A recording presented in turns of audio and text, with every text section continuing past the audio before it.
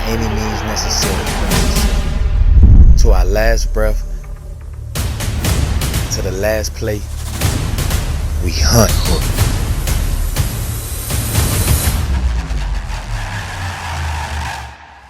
When we bleed, it's orange and green. War ready is the phrase often used. Around these parks, it's game time. No need to turn back the hands of time. We back like we never left.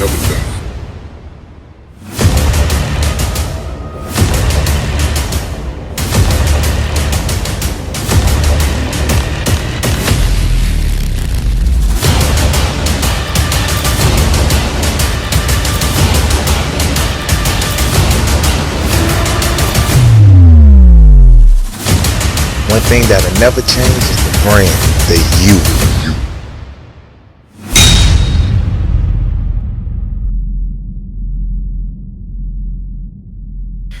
Welcome back to the Games Get Played Network. I'm your host, Waz, and I'm back. Listen, everybody got their opinions, but at the end of the day, the games have to be played, right? You got to line it up and see how you come out on the other side of it. You can look at everything you want to look at on paper. We can watch the film, but until those games are played, we won't know the outcome. And without further ado, we're going to get into the Stanford versus Miami recap. Let's go. So look, Miami beat Stanford this past Saturday at Hard Rock, 42-7. Carson Beck was 21 of 28 for 189 yards, 1 touchdown. Goldbranson actually played. He was 9 of 21 for 50 yards, 1 touchdown and 2 interceptions. Miami held Stanford to 55 yards rushing. Miami had 199 yards on the ground. Fletcher had a great game. Couple of other key runs by folks. Lyle had a good run. Malachi had a good run. Wheatley Humphreys had a couple of good runs in there for sure. Overall, I mean, Stanford only threw for 89 yards. So outside of the first drive they had, which they went, I believe, 74, 75 yards, man, the rest of the way, they didn't even get that amount of yards after that, right? Going into the fourth quarter, they had 99 total yards on offense. Overall, I think that there was more to be had in the passing game, but we'll get to that in a second. I think one of the key things, about what went on just overall is the defense saved Miami's ass this game. All right. The defense definitely saved Miami. To me, the score is deceptive about how the game flowed, about how it happened. Miami goes down and you miss that field goal, right? So, like, it's just, you go down 9 plays, bro. You end up having the ball for 5 minutes and things look good. And it's solid. It's solid, man. Like, get the kickoff, quick pass to Malachi, quick pass to Tony Johnson, 2-yard run, 2-yard run, 6-yard pass, 2-yard run. You see it. But the penalty is definitely what put us behind schedule. You end up being 2nd and 11. Ball go nowhere. And then you kick a field goal from 44 yards and he missed it.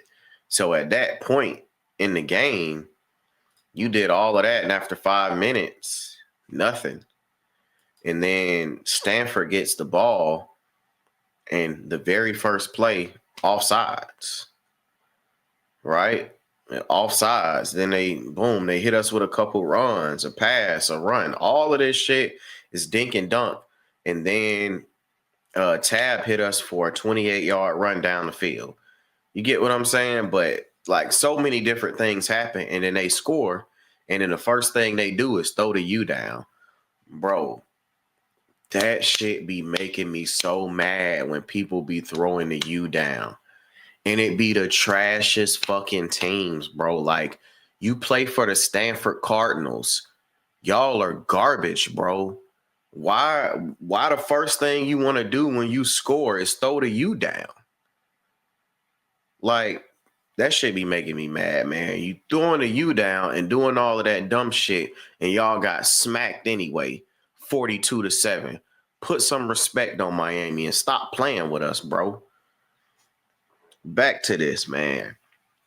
Miami get the ball back, and it's a punt. Like, you can feel the energy. I was watching this from home, and you could tell what was going on. You could tell. It was clear. It was so clear to me what was going on, and it was tough, man. It was tough to watch it, and you could see Beck pressing, and the energy in the building was just off. So they punt. Defense does their job, force them to punt. We get the ball back, and to me, I thought you take the points in this situation, right? We get all the way down to the 30.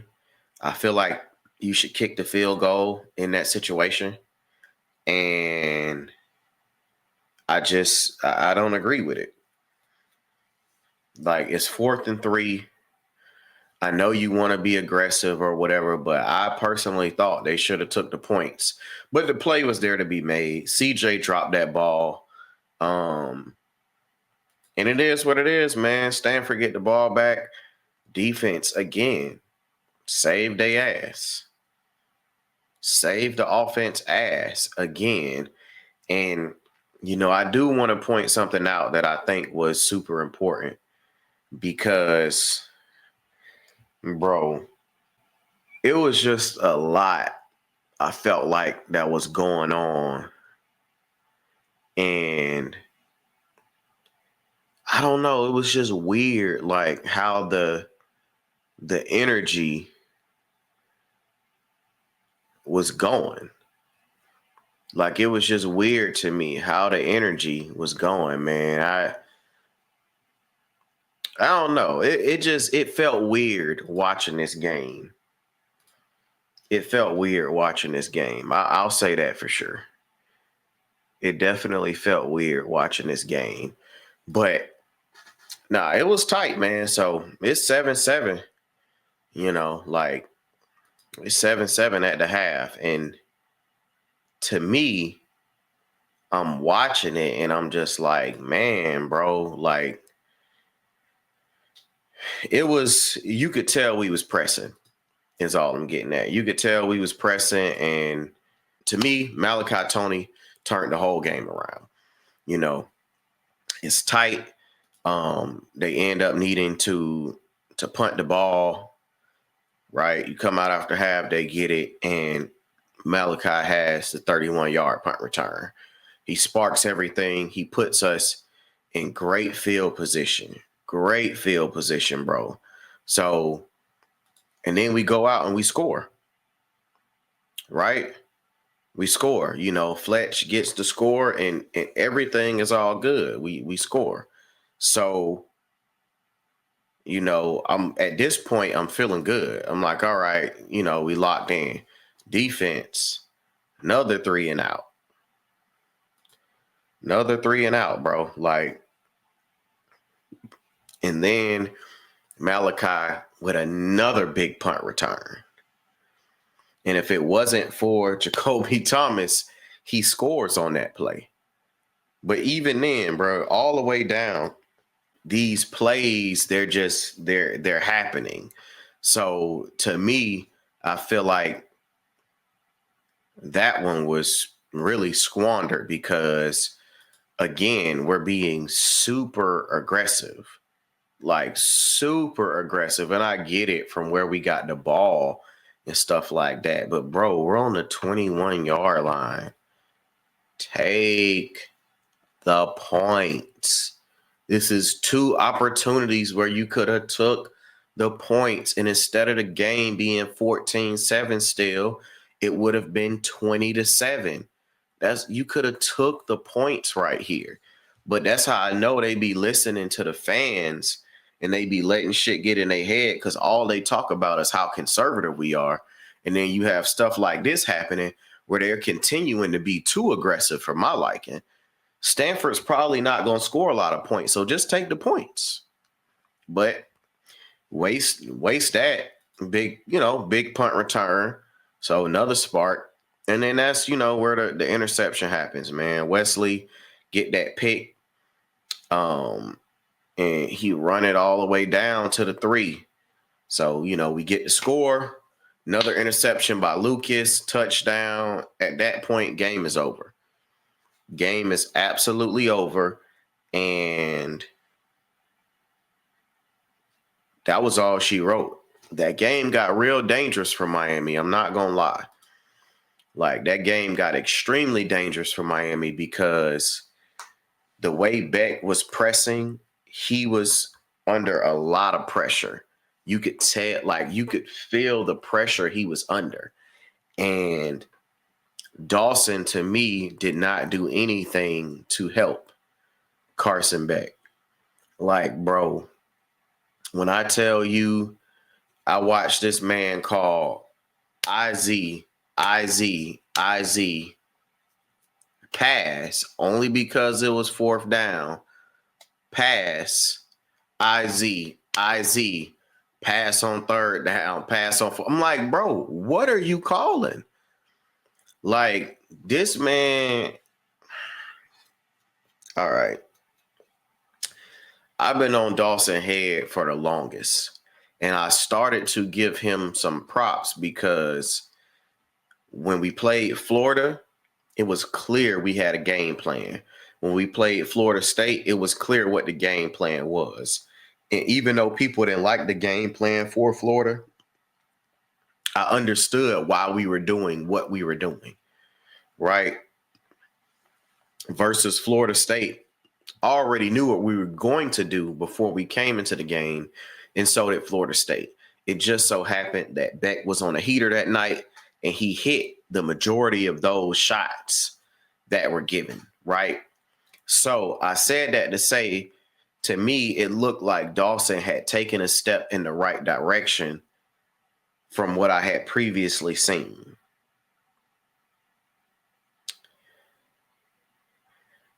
But here we are.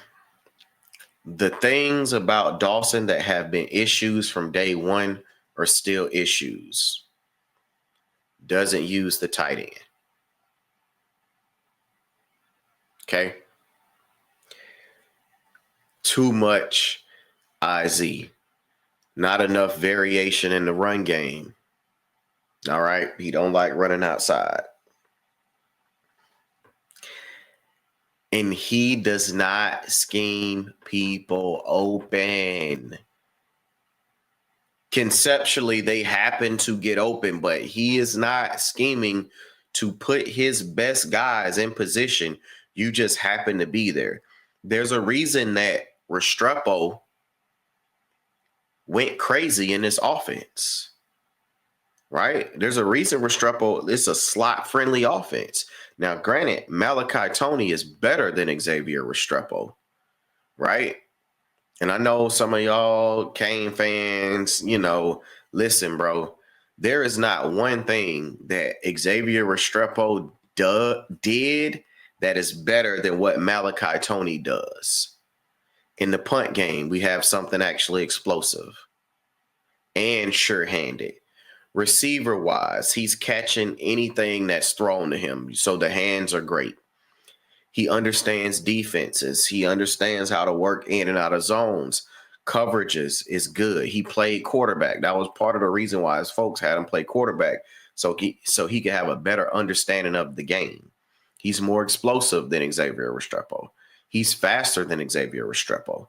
If you want to tell me that Restrepo runs better routes, I'm not going to argue with you at this point in time. I'm not going to say clearly Tony's a better route runner, but from what I've seen, come on, man, the way he be running some of these routes, bro, he be having these folks turn around like D. Wiggins had Buddy from Louisville turn around about 6 years ago. Like, he is him.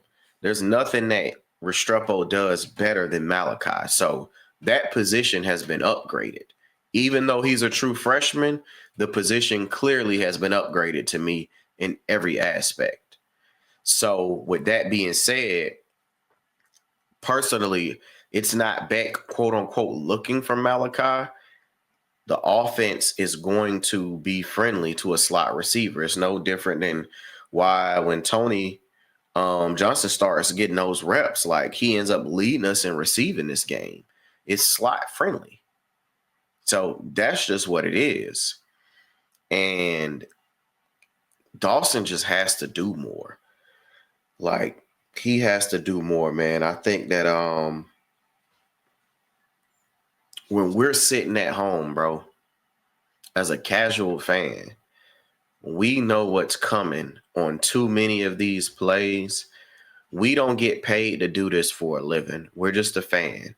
So the people that get paid hundreds of thousands and a couple $1 million a year, I guarantee you they know what's coming as well, Dawson.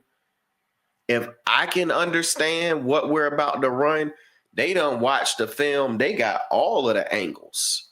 They know what's coming, bro. We way too predictable. Way too predictable. And I'm a break something down to y'all about how teams play us. And I want y'all to follow me real quick. Let's say we got trips to the field side. So we got 3 receivers out there. You got quarterback, running back. You got a receiver on the weak side. That's 4 people out there, quarterback, running back, right? If those linebackers stay put, so if you don't have enough movement, if they're not adjusting their alignment based upon us coming out in trips, if they're just going to sit out there, then we're going to run the ball. The problem with that is there's no diversity. So when you do that, you have 4 people in the quarterback. So you only have 6 folks that are doing something. The 5 O-linemen and the running back. That's it. You got 6. Bro, with the way they sit they linebackers like that, the safety that is on the strong side, his key is, okay, boom. The linebackers sit. So if they sit, they run IZ. As soon as they say hut and snap it, the linebacker's flowing. Once they flow, the safety, he's already right here on the hash. So he now fills in, and now they got 8 on 6 in the box. We playing against 8 on 6 in the box on most of these plays where they're stopping us. 8 on 6, bro. That's what's happening. Numbers wise, you are losing that almost every time. And it's part of the reason it's unsuccessful. And it would be more successful if there was more variety. If them motherfuckers didn't know you was running IZ every time and they tried to do that, you could kill them by sweeping, running a counter, anything, bro. We don't run no real running back screens. We just do the quick hitches and wide receiver screens.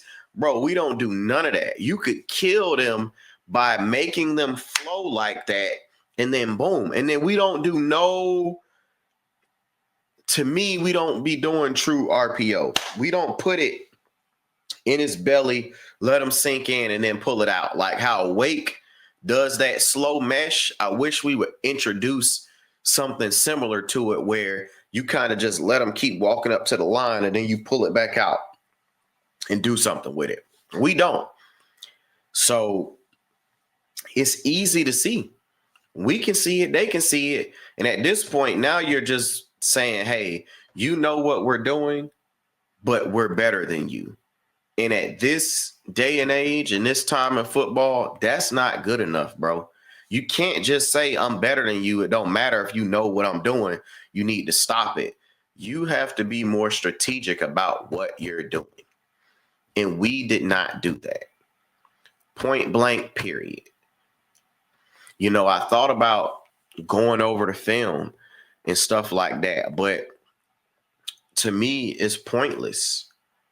For this one, you're in a dogfight the first half with Stanford when you shouldn't be in a dogfight with Stanford. So I'm not feeling the film review. I don't want to sit up here and play IZ on 60% of the I don't even want to do it, man. Overall, shout out to the players for not quitting, right? The defense stepped up. Outside of the one drive, the defense was on. They were cooking, and they are the reason that we stayed in this game.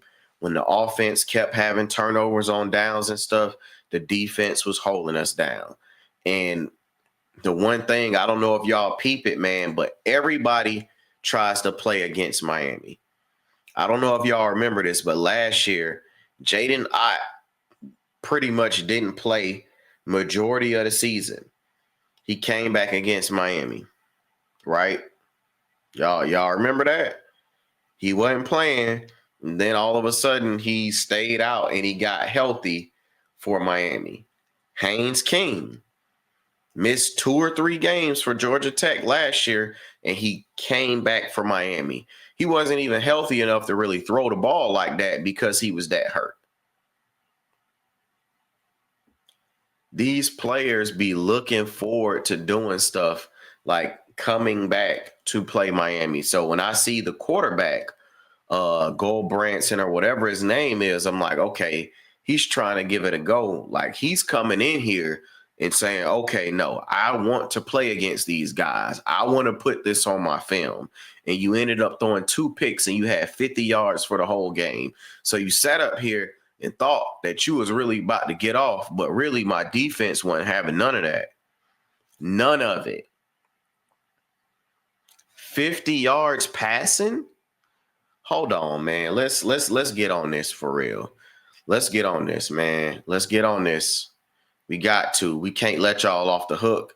Stanford, 8 first downs the entire game, 4-14 on third down for a total of 144 yards. 2 yards per rush. 2 interceptions, man. Let's get it. The defense came to play. Offense, y'all need to tighten up, but it's not all on y'all because your OC is doing the same things he's been doing his entire career. The same things he's been doing his entire career. Y'all don't believe me? Okay. The streets be talking, man. The streets be talking. Let's get it. Let's share the screen. It's on Kane's Insight. Where you at? Here we go. All right, man. So it say Houston fans warned us that Dawson.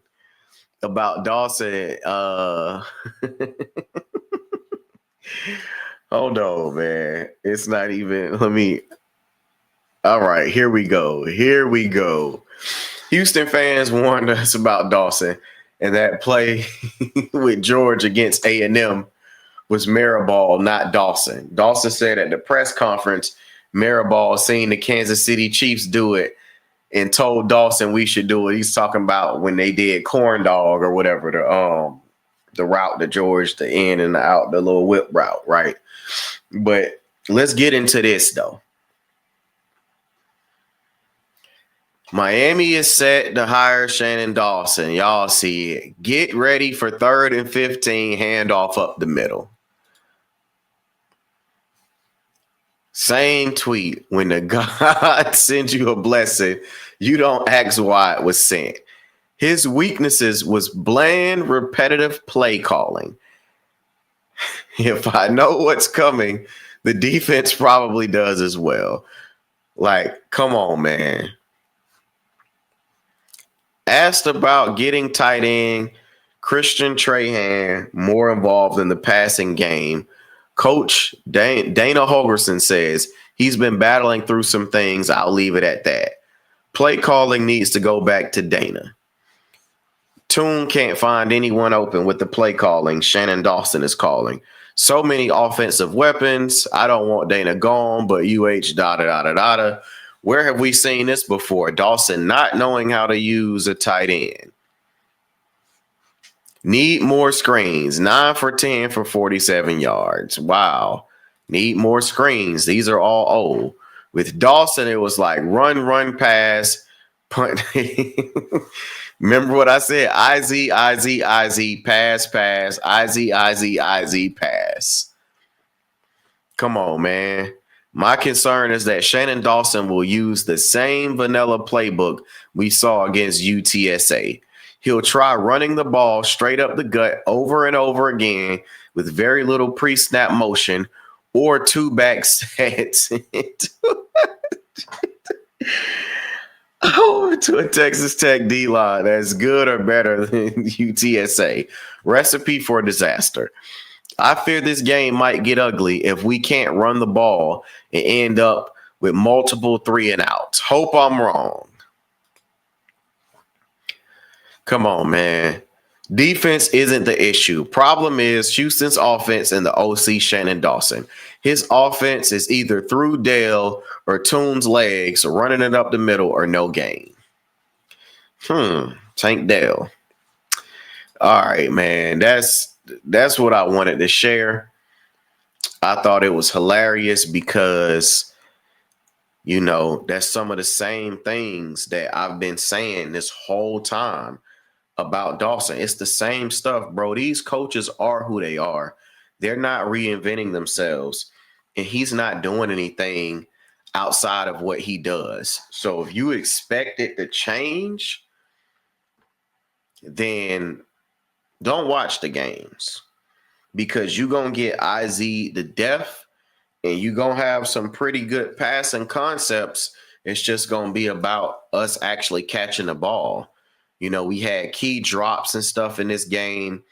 And one of the things I do want to address before I get out of here, and I know they're not honest enough to address it, so I'll cover it real quick. Part of the reason the inside zone doesn't work was 2 reasons. One of the reasons is mine. The other reason Twan brought up, so I'll cover it. My reason of why the inside zone isn't working, outside of the fact that they know we're calling it, is because Brockenmeyer is getting his ass whipped up front. Like, I'm watching the game and I'm like, damn, the center is getting destroyed. Not only is he getting destroyed, but he's had the snap infractions week after week after week, right? Like 3 games in a row, he's had snap infractions. He's getting beat up front in pass protection. I don't care what his PFF grade is. I'm going to tell you right now, his PFF grades for the year can't be high, but he's getting whooped. And then up front in the run game, Stanford was handling that boy. Like, bro, literally, if the center is going to get whooped like that, you're going to be at a disadvantage on most of your plays, bro. You cannot afford for your center to basically be completely ineffective in the pass and the run game. So that has to change. I know they was praising him and all of that, but my guy, you've been playing like absolute shit. And I need you to play better than that, because if we are going to run the table the rest of the way, we cannot have below average center play. We can't even have average center play. It needs to be above average. So tighten up. We off that. I want to give a shout out to Mark Fletcher. You had a great game. I want to give a shout out to the offense overall for taking care of the football. We stayed aggressive. It was too many drops for my liking. I think Beck only had 7 incompletions, but it was a couple of drops where I'm like, that shouldn't happen.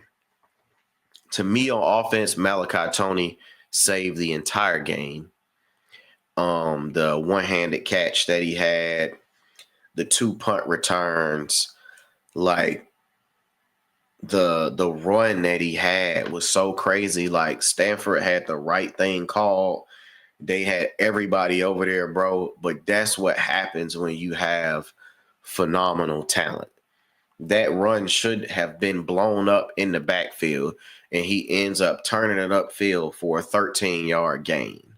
That type of talent and everything, man, is so important. My last shout out goes to the defense, man. Everything that y'all did overall is one of the main reasons why we won. And if the defense didn't settle in, we would be looking potentially at a second loss for Miami right now. So overall, I'm satisfied with the win. We did what we needed to do.